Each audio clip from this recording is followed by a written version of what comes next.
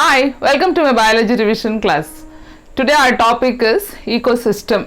Ecosystem ecology lesson oda ecology unit oda second lesson. ஆனால் இதுவும் அப்படியே தான் என்சிஆர்டிலேயே படிக்கிற முக்கியமான டைட்டில். இதில் முக்கியமாக இந்த food chain, food web, nutrient cycles, phosphorus sedimentary cycle and then gaseous cycle, decomposition ஒரு முக்கியமான பேராகிராஃபு, இதெல்லாம் ரொம்ப முக்கியம். இப்போ நாம் அப்படியே இங்கேருந்து என்சிஆர்டியில் வேர்ட் பை வேர்ட் படிக்க போகிறோம். அங்கே அப்படி அப்படியே ஒரு ஜிஸ்ட் கொடுக்குறேன் உங்களுக்கு. Now let us get into the title. Okay.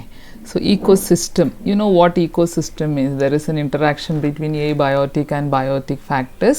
Abiotic factors impact on deciding the landscape we have seen in the previous lesson. அதோட மனுஷன் and other animals and plants how they get along with, அதுதான் இந்த இது ரொம்ப ஒரு important parameters இருக்கும். அந்த பேராமீட்டர்ஸில் முக்கியமாக சில கொஷின்ஸ் இருக்குது, அதை பற்றி நம்ம படிப்போம். ஓகே, நேற்று ரொம்ப பெரிய லெசனாக போயிடுச்சு. This is somewhat very short and very easy to. An ecosystem can be visualized as a functional unit of nature where living organisms interact among themselves and also with the surrounding physical environment. Ecosystem varies greatly in size from a small pond to a large forest or a sea. Many ecologists regard the entire biosphere as a global ecosystem. இது கொஞ்சம் பார்த்துக்கங்க. entire biosphere as a global ecosystem, as a composite of all local ecosystem on earth. Since this system is too much big and complex to be studied at one time, it is convenient to divide it into two basic categories: terrestrial and aquatic. Terrestrial na land, land sea, water and aquatic. Forest, grasslands, deserts are some examples of terrestrial ecosystem. Some examples தான் கொடுத்துருக்காங்க, இதுலேயே நிறைய இருக்குது. Okay, pond, lake, wetland, river and estuaries are some examples of aquatic ecosystem. Estuariesனால் நான் சொன்னேன், where fresh water meets the marine water. Crop fields and an aquarium. So this is another man-made ecosystem. Aquarium நம்ம வீட்டில் வச்சுருக்கிறதோ இல்லை நம்ம crop ready பண்ணுறோம் இல்லைங்களா, rice க்ராப்போ, veto, barley, அதெல்லாம் crop fields. இது man-made ecosystem. இதுவும் எக்ஸாம் கொஷின். அது நேச்சுரலாக வர்றதும் man-made. We will first look at the structure of ecosystem in order to appreciate the input, productivity, transfer of energy எப்படி transfer ஆகுது, food chain, web, nutrient and the output, degradation and energy loss. We will also look at the relationship, cycles, chains, webs. They are created as a result of the energy flows within the system and their interrelationship. Let us get into ecosystem structure and function. கொஞ்சம் ஃபாஸ்ட்டாகவே போகிறேன். Okay, so you have looked into the various components of the environment. அதான் biotic and abiotic.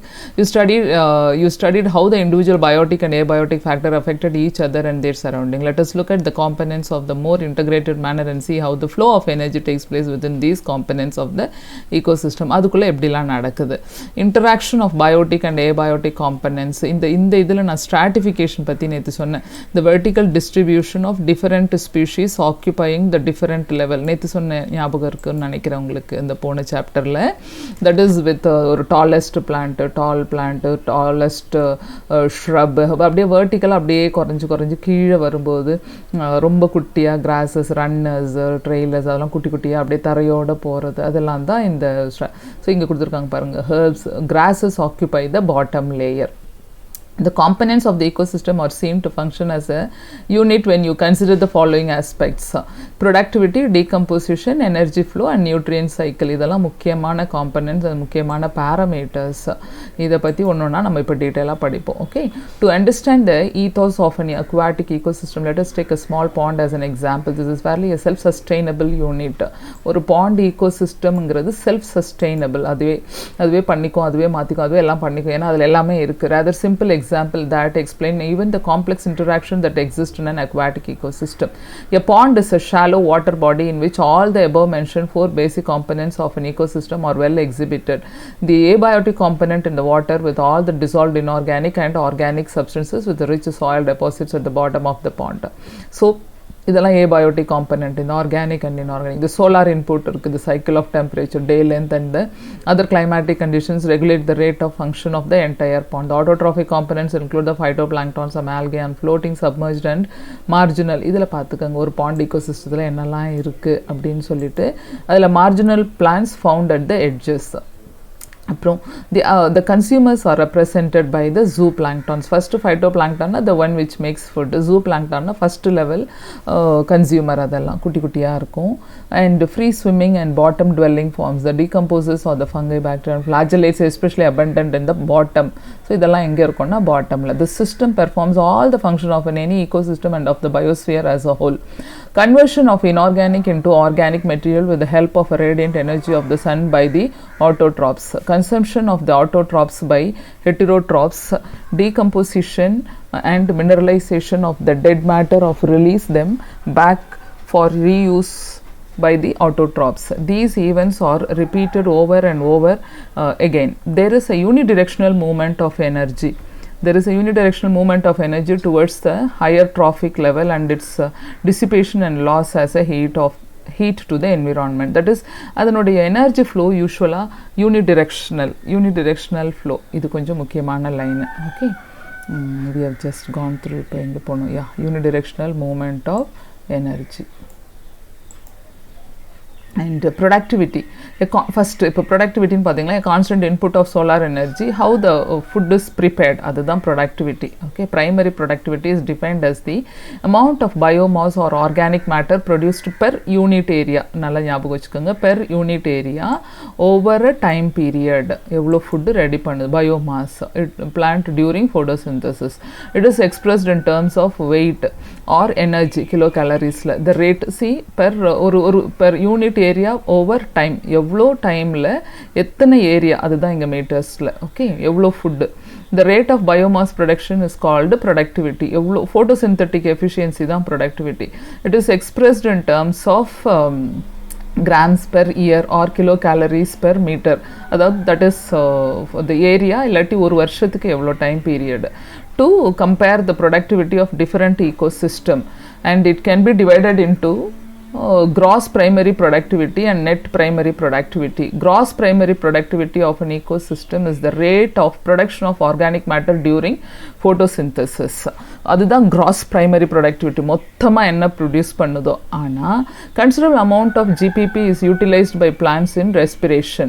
இப்போ நீங்கள் அது plant வந்து photosynthesis பண்ணி அதனோட பேசிக் ஆக்டிவிட்டீஸ்க்கு எல்லா மெட்டபாலிக் ரேட்டுக்கும் அது எடுத்துக்குது இல்லையா, அந்த ஃபுட் எல்லாமே ஜென்ரல் மெட்டபாலிசம், அது ரெஸ்பிரேஷனே கவுண்ட் பண்ணுவாங்க. Reason is respiration is a basic metabolism where it produces ATP. அதுக்கு எடுத்துக்கிட்ட மிச்சம் இருக்கிறது தான் net primary productivity. Gross primary productivity minus respiration. Okay, அதே ரெஸ்பிரேஷனை தனியாக மென்ஷன் பண்ணுறாங்கன்னா that is what the basic metabolism is. Okay, net primary productivity is available biomass for the consumption of heterotrophs. அடுத்த லெவலுக்கு யாரெல்லாம் அதை சாப்பிட்றாங்களோ, ஹெர்பிவோராக இருக்கலாம் இல்லை கார்னிவோராக இருக்கலாம், what ever it is.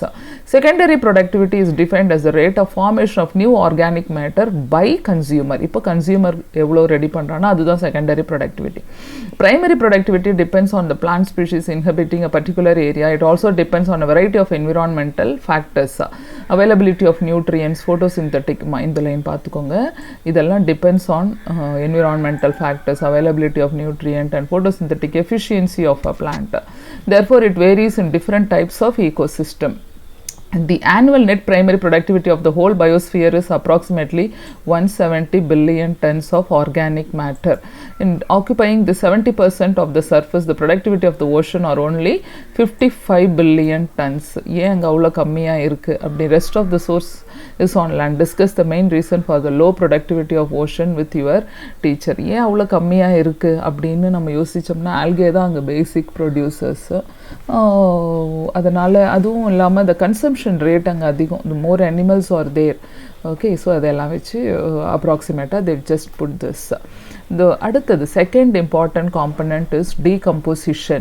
You may have heard of the earthworm being referred to as a farmer's friend. This is so because they help in the breakdown of complex organic matter as well as in loosening the soil. Similarly, decomposers break down complex organic matter into, இங்கே பாருங்க, complex organic matter into simple organic substances. This is important. That is called decomposition. அது ஒரு point. Dead plant remains as such, leaves, bark, flowers and dead remains of animals including fecal matter constitute detritus. Detritus food chain ஒன்று பின்னாடி வரும். எதெல்லாம் ஒரு மரத்துலேருந்து விழுதோ அது எல்லாமே அப்படியே இருந்து டீகம்போஸ் ஆக போகுது. அதனால் கீழே விழுந்த அத்தனை தழை, இலை, பூ, காய் அது எல்லாமே detritus which is the raw material for decomposition. இந்த DD ஞாபகம் வச்சுக்கலாம். The important steps in the process of decomposition are fragmentation, leaching, இதெல்லாம் ரொம்ப முக்கியமா இந்த ஆர்டர் ரொம்ப ஞாபகம் வச்சுக்கோங்க. Fragmentation, leaching, catabolism, humification and mineralisation. Detritivores that is earthworm break down detritus into smaller particles, அதுதான் ஃப்ராக்மெண்டேஷன். அது அப்புறமா அப்படியே உள்ளே போகுது. Process of leaching, water soluble inorganic, this is another. லீச்சிங்னா என்ன? Water soluble inorganic nutrients, inorganic அது ரொம்ப முக்கியம். Go down into the soil or get precipitated as unavailable. So leaching ஆகி போகிறது, it is unavailable salts. Bacteria and fungi enzyme degrade detritus into simple inorganic substances. This process is called bacteria. இது இருக்கு பாருங்க, earthworm பண்ணுறதெல்லாம் இப்படி காமிச்சிருவாங்க எக்ஸாமில். soluble inorganic nutrient which is unavailable salt. அதே bacteria fungi எல்லாம் degrade பண்ணுறது catabolism. It is important to note that all the above steps in decomposition operate simultaneously on the detritus. ஒரு பக்கம் இது பண்ணுது, ஒரு பக்கம் catabolism நடக்குது, ஒரு பக்கம் leaching நடக்குது. Humification and mineralization occur during decomposition in the soil. Humificationனால humusனா அப்படியே அந்த சேர் மாதிரி சகதி மாதிரி தண்ணி பட்டு ஆகும் பாருங்க. அது humification leads to accumulation of dark colored amorphous substance called humus. இதுவும் முக்கியம். That is highly resistant to microbial action and undergo decomposition at an extremely slow rate. So இங்க பாருங்க, it is highly resistant to microbial action. So humus microbe இன்னும் further degrade பண்ண முடியாதுன்னு சொல்லி, ஆனா at times this is also undergoing decomposition by microbes கொடுப்பாங்க. Being colloidal in nature, it serves as a reservoir of nutrient. The humus is further degraded by some microbes. இங்க பாருங்க, இங்க highly resistant to microbial action கொடுத்திருக்கு, but it is further degraded by some microbes and release of inorganic nutrient occur by the process called. So mineralization வரும்போது வெறும் humification they are so resistant to microbial action. Mineralization it has been again decomposed by further decomposed by some microbes and then it is form a mineral. அதுதான் mineralization. இந்த line ரொம்ப முக்கியம். It is not degraded, cannot be degraded னு சொல்ல முடியாது. At times it can also be degraded, humus. Decomposition is largely an oxygen requiring process. The rate of decomposition is controlled by chemical composition of detritus and climatic factors in the line. Okay, completely depending on oxygen. In a particular climatic condition, decomposition rate is slower if detritus is rich in lignin and chitin. Lignin and chitin secondary cell wall components. நல்லா ஞாபகம் வச்சுக்கோங்க. lignin ரொம்ப திக்கு, secondary. chitin அதுவும் ஒரு polysaccharide in fungi. Okay, is quicker if detritus is rich in nitrogen and water soluble. So எங்க ஈஸியா இருக்கும், இதெல்லாம் இதில் match the followingல கொடுத்துட்டாங்கன்னா ஈஸியா எழுதலாம்.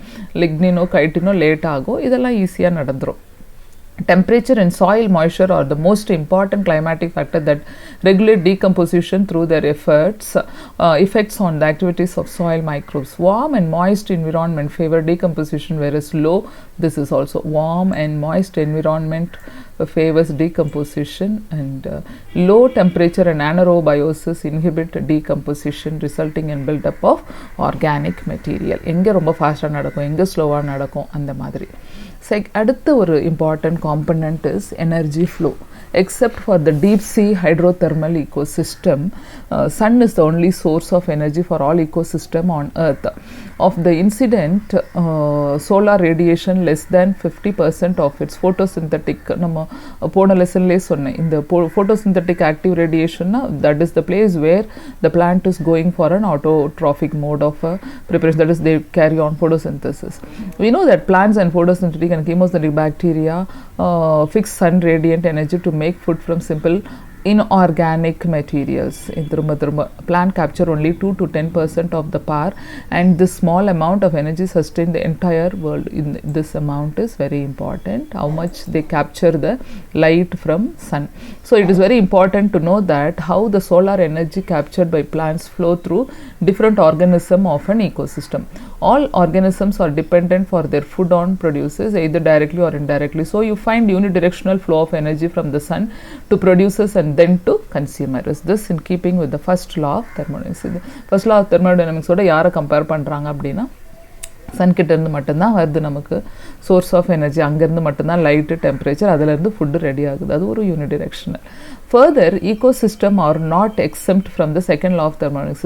The need a constant supply of energy to synthesize the molecule they require, so counteract the universal tendency towards increasing disorderliness. இங்கேருந்து தான் வருது, வந்துட்டு அப்படியே அந்த ecosystemல ஒரு இடத்துலேருந்து இன்னொரு இடத்துக்கு ஃப்ளோ ஆகிட்டே இருக்குது. Okay, the green plant in the ecosystem terminology is called producers. In a terrestrial ecosystem, major producers are herbivores and woody plants. Likewise, primary producers in an aquatic system are various species like phytoplankton, algae, higher plants.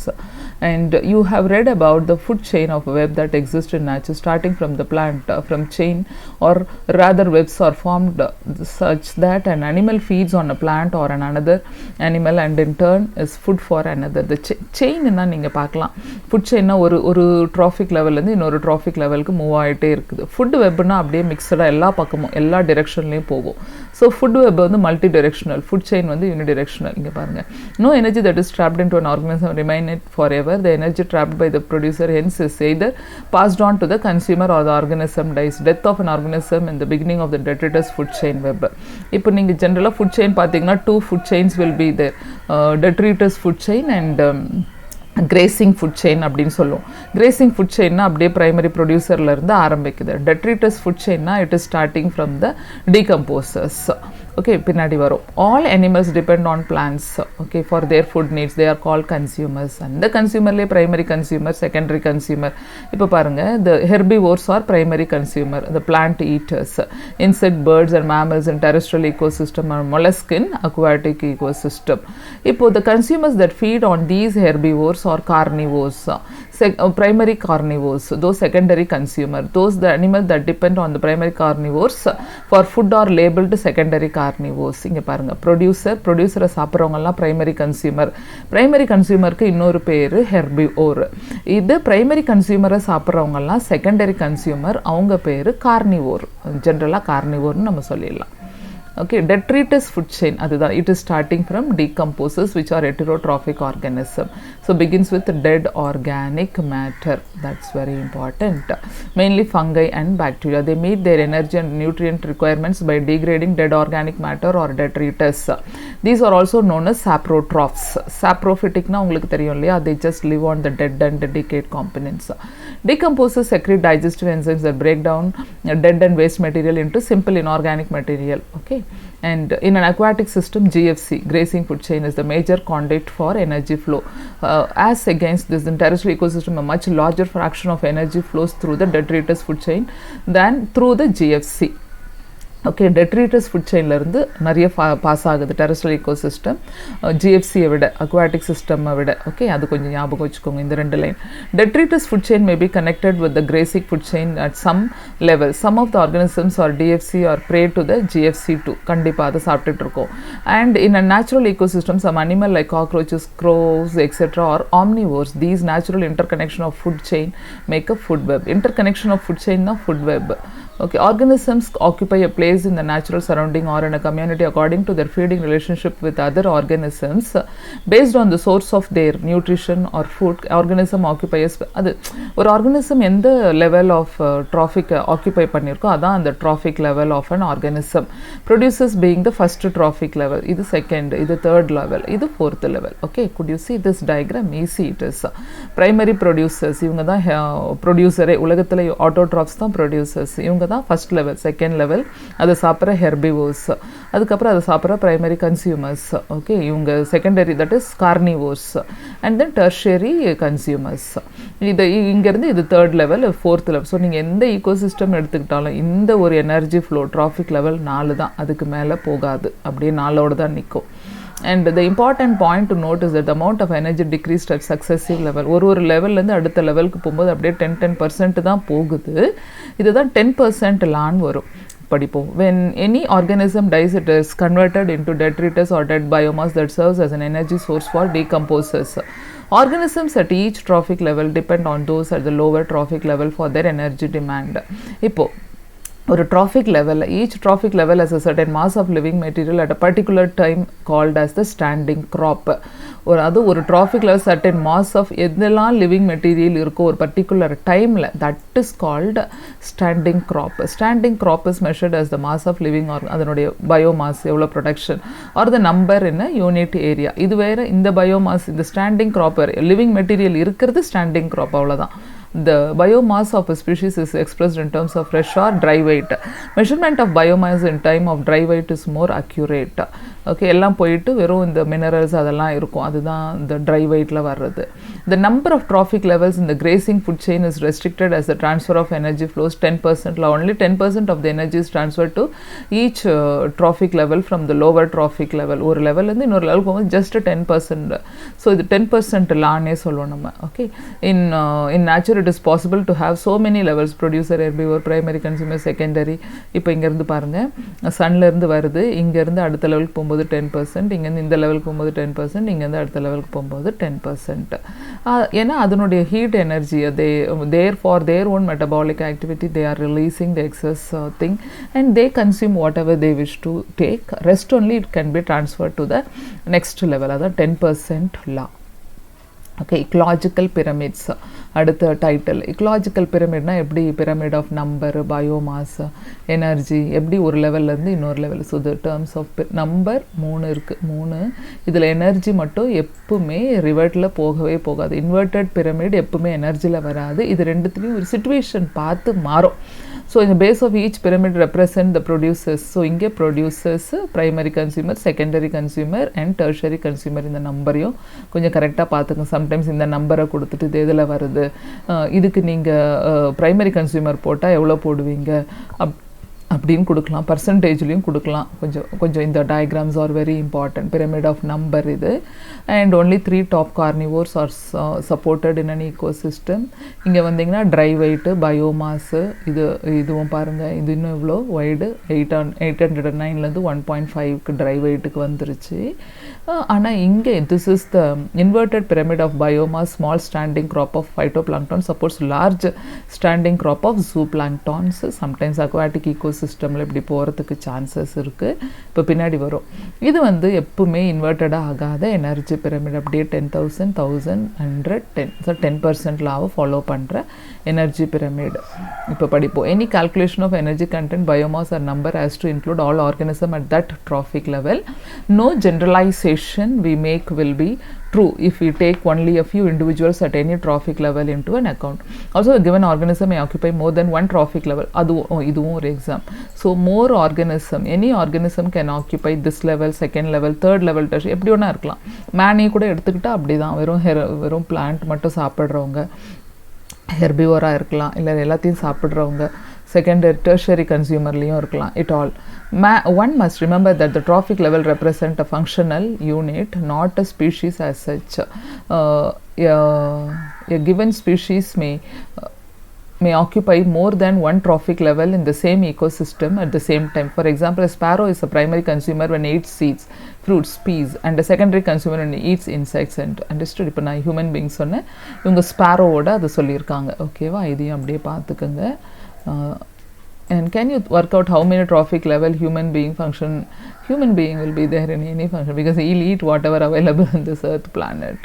In most ecosystem, all the pyramids, a number of energy and biomass are upright. See, a number, energy and biomass are upright. That is, the producers are more in number and the biomass than the herbivore, and herbivore are more in number, the biomass, than the carnivore. Also, energy at the lower trophic level is always more than at a higher level. எப்பவுமே there are exceptions in this generalization. If you were to count the number of insects feeding on a big tree, what kind of pyramid would you get?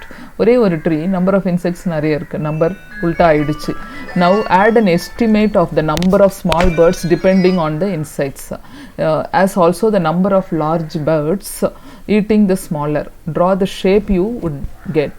இது எப்பவுமே உங்களுக்கு ஒரே ஒரு tree இருக்குது, அந்த ட்ரீல நிறைய இன்செக்ட்ஸோ பேர்ட்ஸோ அப்படிலாம் வந்தால் கண்டிப்பாக பிரமிட் வந்து உல்டாவாக மாறுது.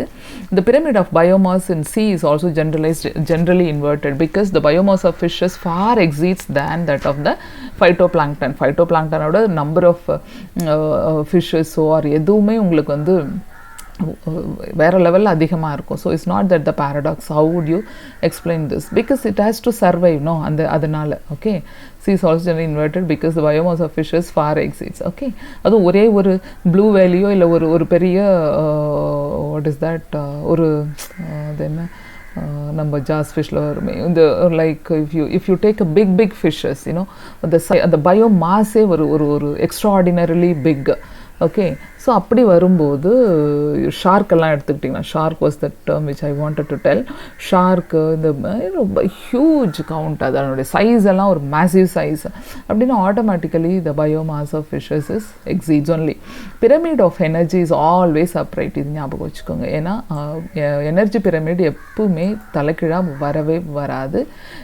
It is moving only in one direction, that to 10% law of allowance, because when energy flows from a particular trophic level to the next trophic level, some energy is always lost as heat at each step. Each bar in the energy pyramid indicates the amount of energy present at each trophic level.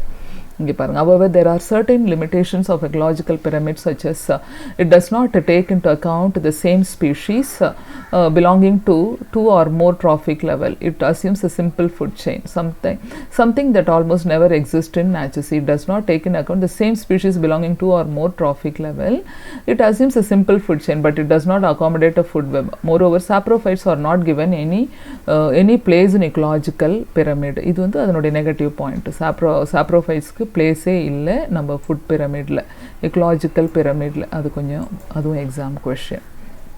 Okay, ecological சக்சஷன்னா இப்போ ஒரு காலத்தில் காஞ்சி போன பூமியாக இருக்கிற ஒரு dessert ஒரு ஃபாரஸ்ட்டாக மாறுறதோ, இல்லை ஒரு அக்வாட்டிக்கா சிஸ்டம் ஒரு பாண்டாக இருக்கிறதோ ஒரு ஃபாரஸ்ட்டோ சக்சஷன்னா ஒரு ஏரியாவிலேருந்து இன்னொன்னா மாறுறது. இன்றைக்கி இருந்த தார் டெசர்ட் பல மில்லியன் ஆண்டுகளுக்கு முன்னாடி ஒரு ரிவராக கூட ஓடி இருந்திருக்கலாம். காலப்போக்கில் சேஞ்ச் ஆகும்போது அது மாறி இருக்கலாம். Okay, you have learnt in chapter 3 the characteristic of population, community, and also the response to environment, and how such responses vary from an individual response. Let us examine another aspect of community response to environment over time. An important characteristics of all communities is that composition and structure constantly change in response to the changing environmental condition. மாறிக்கிட்டே இருக்கும். This change in orderly or sequential and parallel with the change in the physical environment. இதெல்லாமே அப்படியே ஒரு ஆர்டர்லியாக மாறிக்கிட்டு போகுது. These changes lead finally to a community that is near equilibrium with the environment, and that's called climax community. Climax community வரும்போது தான் அந்த stability வந்துருச்சுன்னு அர்த்தம். The gradual and fairly predictable change in the species composition of a given area is ecological succession. அதாவது நம்ம ஸ்பீஷீஸும் change ஆகுது, ஏன்னா டெசர்ட்டில் இருக்கிற அனிமல் தண்ணியில் இருக்காதுல்ல, அந்த மாதிரி. During succession some species colonise an area and their population become more numerous, whereas population of other species decline and even disappear. The entire sequence of communities that successively change in a given area are called sears. Okay, இதுவும் ஞாபகம் வச்சுக்கோங்க. Successively change in a given area is called sear. Okay, hydrosear, mesosear படிப்போம். The individual transitional communities are termed searal stages or searal communities. And in the successive searal stages, there is a change in the diversity of a species of organism, increase in the number of species and organism, as well as in the increase in the total biomass. எல்லாம் மாறுது, number, biomass, species எல்லாமே மாறிக்கிட்டே இருக்கு. The present day communities in the world have come to because of the succession that has occurred over million of years since life started on earth. Actually, succession and evolution would have been parallel. இங்கே பாருங்க, evolution lessonோட இதையும் mix பண்ணி கேட்கலாம். Both are parallel processes at that time. Succession is hence a process that starts where no living organisms are there. These could be areas where no living organism ever existed. say bare rock or in areas that somehow lost all the living organisms that existed there, the former is called primary succession, where later is called secondary. See, for primary succession na ஒண்ணுமே இல்லாத ஏரியால இருந்து ஆரம்பிக்கிறது. Secondary சக்சஷன்னா ஆரம்பித்து பாதியில் விட்டுருக்கும், அதுக்கப்புறம் அது continue பண்ணாமல் போயிருக்கும், அடுத்த ஸ்டேஜுக்கு போகாமல் ஏதோ ஒரு நேச்சுரல் கேலமைட்டியால் அங்கே அப்படியே நின்றுட்டுருக்கோம். நின்றுட்டு திடீர்னு திரும்பியும் ஒரு ஒரு ஒரு ஒரு 100 வருஷம் 150 வருஷம் கழிச்சு திருப்பி அது பிக்கப் பண்ணியிருக்கலாம். அப்படி வந்தால் அது secondary succession. Examples of areas where primary succession occurs in newly cooled lava, bare rock, newly created pond or reservoir. The establishment of a new biotic community is generally slow. இங்கே பாருங்கள், primary succession இந்த மாதிரி ஏரியாங்கள்ல இருந்து வந்திருக்கும். Before a biotic community of diverse organisms can become established, there must be a soil. Depending mostly on the climate, it takes natural process several hundreds to several thousand years to produce fertile soil on a bare rock. உடனே over the night எதுவுமே நடக்காது. Okay, நீங்கள் எக்ஸாமுக்கு prepare ஆகுறது அப்படி தான். Over the night எதுவுமே நடக்காது. படிச்சுட்டே இருந்தீங்கன்னா டப்புன்னு ஒரு 600 மார்க் வாங்கிவிட்டு சீட்டு போயிட்டு, அதுவும் ஒரு மாதிரி கைண்ட் ஆஃப் அ சக்சஷன் தான்.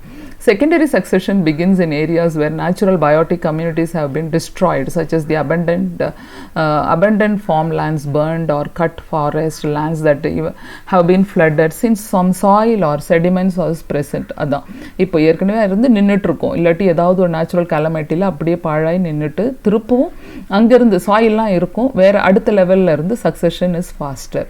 அடுத்த லெவல் அங்கே ஈஸியாக ஆரம்பிக்க முடியும். ஆனால் பேசிக்காக ஆரம்பித்து சாயில் வந்து ஆரம்பிக்க இட் வில் டேக் டைம். அது primary. Okay, so this is from the primary succession. Secondary succession கொஞ்சம் ஈஸியாக பிக்கப் ஆகும். Description of ecological succession usually focuses on changes in vegetation. However, these vegetational changes in turn affect food and shelter for various types of animals. Thus, in succession proceeds, the number and types of animals and decomposes also changes. அது காலப்போக்கில் இது இடம் மாறும்போது அங்கே இருக்கிற அனிமல்ஸும் மாறுது, இயற்கை தானே. At any time during primary or secondary succession, natural or human induced disturbances, fire or deforestation can convert a particular serial stages of succession into an earlier stage. Also, such disturbances create new conditions that encourage some species and discourage. So, இப்போ இந்த ஃபயரோ இல்லை டீஃபாரஸ்டேஷனெல்லாம் வந்துச்சுன்னா திருப்பி அது ரிவர்ஸ்க்கு போகுது, அப்படியே இருக்கும், திருப்பியும் கொஞ்ச நாள் கழிச்சு பிக்கப் ஆகும். அதுதான் அங்கே சொல்ல வராங்க. Successions of plants based on the nature of habitat. இங்கே பாருங்கள், தண்ணியில் ஆரம்பிக்கிறது hydrarch succession takes place in water area. இல்லை உங்களுக்கு எகென்ஸ்ட் இது வந்து அப்படியே ட்ரை ஏரியாவில் ஆரம்பித்தா அது xeric condition, xerarch succession.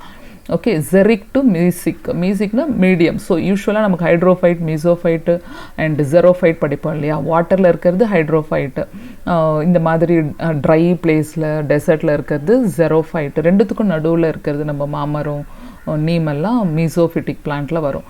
Hence both hydrarch and xeric succession leads to medium water condition, mesic, neither too dry nor too wet. அப்போ species that invade அ பேர் ஏரியா ஆர் கால்டு பைன். பேராக இருக்கிற ஏரியாவில் வரால் பைன். Usual lichen is a pioneer. Okay, in primary succession on rock these are usually lichens. Lichens are a primary pioneer species. Secrete acids to dissolve rock. Okay, they just secretes a kind of a fluid. அது உடம்புல இருந்து வர்றது, அப்படியே இருந்து நோண்டி நோண்டி அந்த இடம் அப்படியே படந்துரும், கிரஸ்டோஸ் லைக்கனால வந்துடும். அப்புறம் helping in weathering and soil formation. These later pave way to some very small plants like bryophytes. So first lichen, அடுத்தது bryophytes, which are able to hold in the small amount of soil. They are with the time succeeded by bigger plants, and after several more stages ultimately a stable climax forest community is formed. The climax community remains stable as long as environment remains unchanged. அது இருக்கும், climatic condition மாறலைன்னா அது அப்படியே இருக்கும். With the time of xerophytic habitat gets converted into a mesophytic one.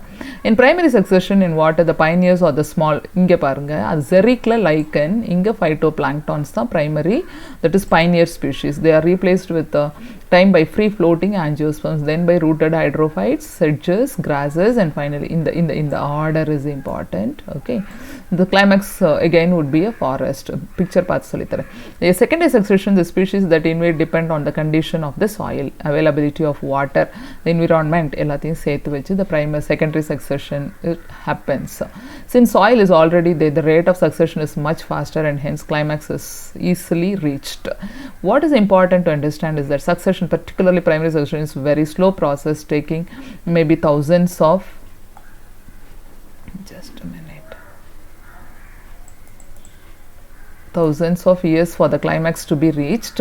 Another important fact is to understand that all succession, whether taking place in water or proceeds to similar climax, that is mesozoic. எங்க ஆரம்பிச்சாலும் அது mesozoic தான் வரும். இங்க பாருங்க, first ஃபைட்டோபிளாங்க்டான், அதுக்கப்புறம் submerged stage, இங்கே ஒன்றும் இல்லை, இருக்கிறதே தெரியாது. அதுக்கப்புறம் அப்படியே சப்மர்ஜ்னா தண்ணிக்குள்ளேயே மூழ்கி இருக்கிறது.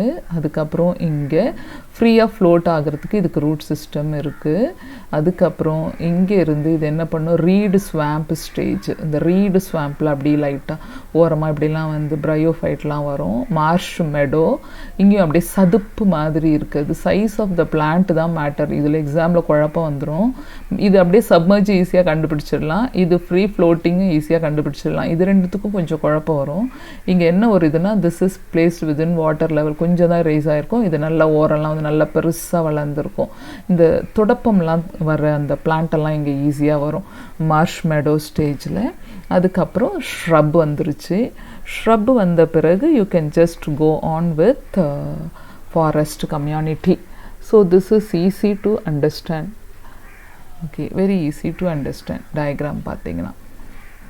அடுத்தது நியூட்ரியன்ட் சைக்கிளிங். இது அது அடுத்த ஒரு component. You have studied in class 11 that organism need a constant supply of nutrient to grow, reproduce and regulate various body functions. இதில் பாருங்கள், அங்கே நம்ம ஸ்டாண்டிங் ஸ்டேட் பார்த்தோம், ஸ்டாண்டிங் க்ராப் பார்த்தோம். Whatever living organism present in their biomass is standing crop. இங்கே the amount of nutrient present, okay, what are all such as carbon, அது எல்லாமே in a given time is called standing state. அந்த standing க்ராப்பையும் standing ஸ்டேட்டையும் சேர்த்து அதில் living organism, இதில் இருக்கிறது நியூட்ரியன்ட் கண்டென்ட், மறந்துடாதீங்க. And what is important is to appreciate the nutrient which are never lost from the ecosystem. They are recycled time and again indefinitely. The movement of nutrient elements through the various components of ecosystem. Nutrient cycling, நம்ம பார்ப்போம், biogeochemical cycle, carbon, hydrogen, oxygen cycle, water cycle. இதில் ரெண்டு type of main cycle, gaseous cycle, sedimentary cycle. gaseous cycleனா அட்மாஸ்பியரில் ஆரம்பிக்கும், sedimentary cycleனா ராக்ல இருந்து ஆரம்பிக்கிறது. நமக்கு இங்கே எக்ஸாம்பிளுக்கு ரெண்டு சைக்கிள் கொடுத்துருக்காங்க. கார்பன் சைக்கிள், இப்போ கார்பன் இந்த atmosphere, burning of forest fuel and organic debris. அப்புறம் நமக்கு இப்போவுமே கார்பன் டை ஆக்சைடை யூஸ் பண்ணிக்கிற ஆள் நம்ம பிளான்ட் மட்டும்தான். அதுதான் அந்த அவ்வளோ பாய்சனஸ் கேஸை மாற்றி ஒரு நல்ல கேஸை நமக்கு கொடுத்து we are just inhaling it. Okay, detritus food chain, இதோ இவங்கெல்லாம் சாப்பிட்டு இவங்கெல்லாம் எல்லாருமே இறந்து போனேன், ஆர்கானிக் செடிமெண்ட்டாக உள்ளே வந்து செட்டில் ஆகிடுது. அதுக்கப்புறம் அக்வாட்டிக் ஃபுட் எல்லாம் பண்ணிவிட்டு ரெஸ்பிரேஷன், டீகம்போசிஷன், இது வழியாக எல்லாமே நமக்கு இப்போ நம்ம கார்பன் டை ஆக்சைடை ரிலீஸ் பண்ணுறோம். ரிலீஸ் பண்ணி திருப்பி அட்மாஸ்பியருக்கு போகுது. இப்போ ஆர்டிஃபிஷியலாக நம்ம மேன்மேட் அப்படின்னு சொன்னிங்கன்னா நம்ம எல்லாம் ஃபாசில் ஃபியூயல்லாம் கொளுத்துறோம் இல்லைங்களா, அது வழியாகவும் இந்த கார்பன் இஸ் ரிலீஸ்டு. அவ்வளோதான், ரொம்ப சிம்பிள் சைக்கிள் இது. ஆனால் எல்லாமே கார்பன் டை ஆக்சைடை ஃபிக்ஸ் பண்ணுற ஆள் யாருன்னா நம்ம மிஸ்டர் பிளான்ஸ் தான்.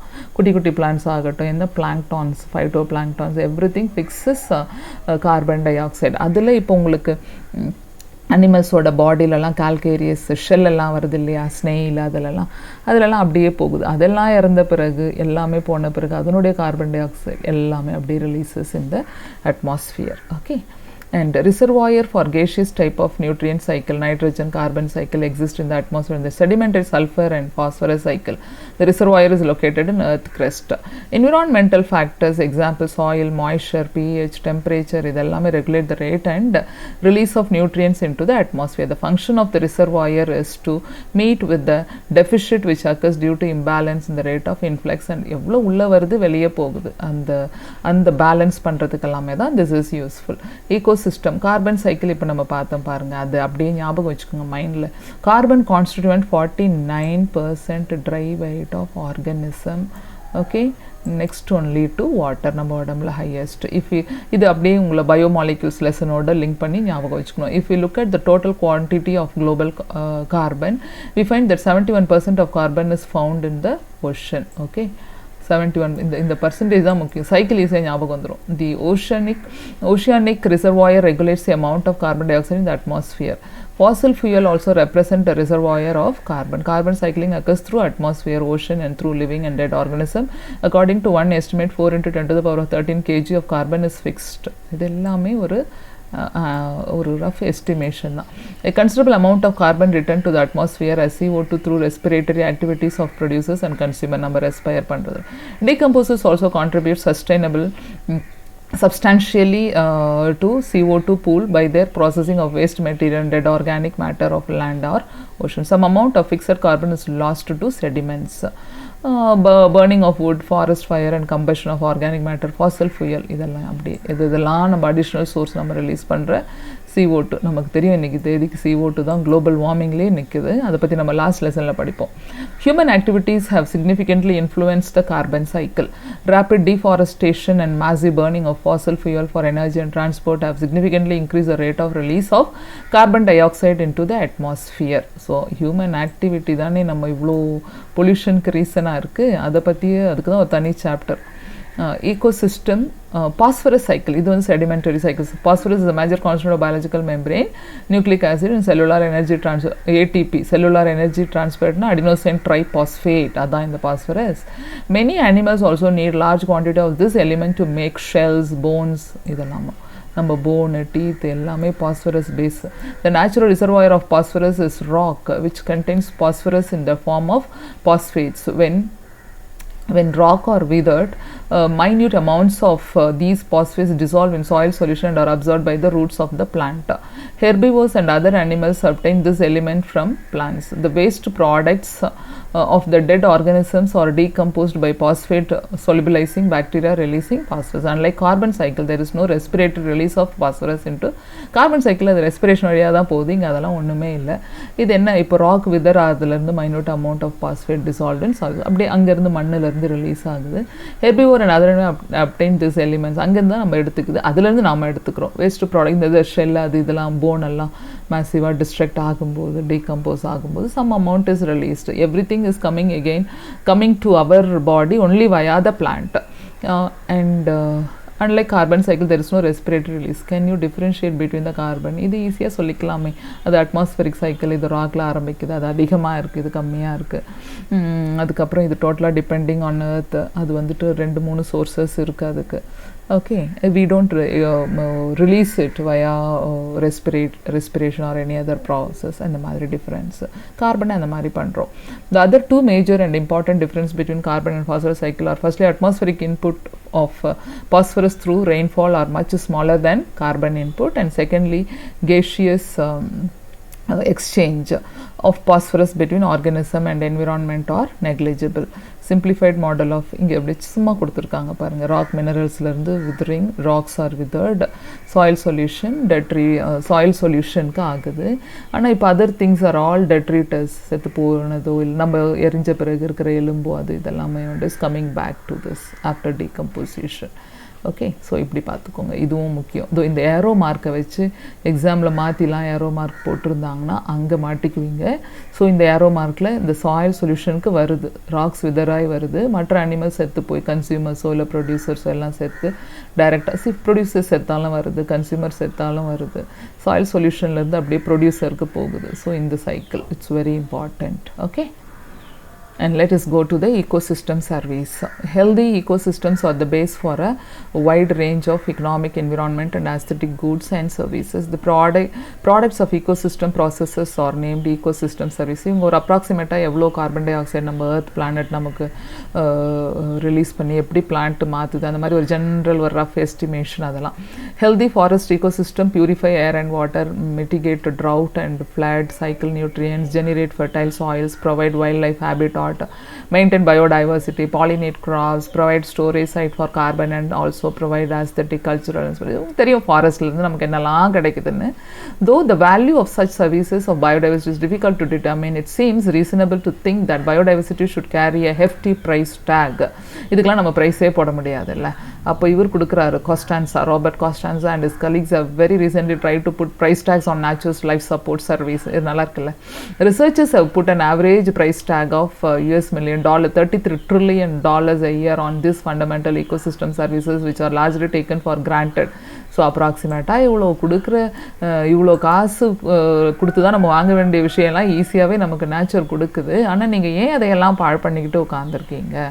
அப்படின்னு. So granted because they are free. This is nearly twice the value of the global gross national product, GNPன்னு சொல்லுவோம். அதோட டபுள் த அமௌண்ட். அது இவ்வளோ டாலரில் இருக்குது, ஆனால் இது இல்லாமல் நேச்சுரல் நமக்கு இதையெல்லாம் ஃப்ரீயாகவே கொடுக்குது. அப்படியும் you guys are spoiling this. Out of the total cost of various ecosystem services, the soil formation accounts for about 50% and contributes to other services like recreation and nutrient cycling as less than 10% each. The cost of climate regulation and habitat for wildlife are about 6% each. இதெல்லாமே கொஞ்சம் அப்படியே படிச்சுக்கோங்க. அவ்வளோதான் இந்த லெசனை பொறுத்த வரைக்கும். Questions அப்படியே பார்த்துக்கோங்க. இது சம்மரைஸ் பண்ணி இங்கே கொடுத்துருக்கு. This lesson is very easy actually.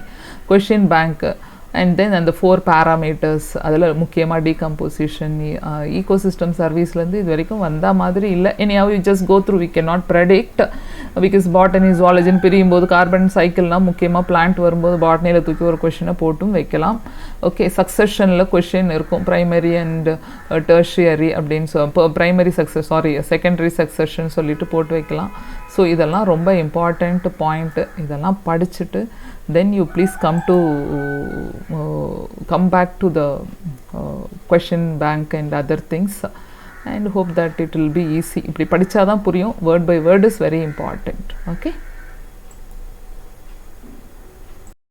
படிச்சு முடிச்சாச்சு. இப்போ ஓரளவு புரிஞ்சிருக்கும்னு நினைக்கிறேன். முக்கியமாக அந்த ஃபுட் பிரமிடில், இன்வெர்டட் பிரமிடு, எனர்ஜி பிரமிடில் அந்த 10% லா, அதுக்கப்புறம் ஃபுட் வெப்போட மல்டி டிரெக்ஷன், அதுக்கப்புறம் முக்கியமாக அந்த டீகம்போசிஷன், கேட்டபாலிசம், மினரலைசேஷன், லீச்சிங், இதெல்லாம் நான் அங்கங்கே அப்படியே ஜஸ்ட் கொடுத்துட்டே வந்தேன்.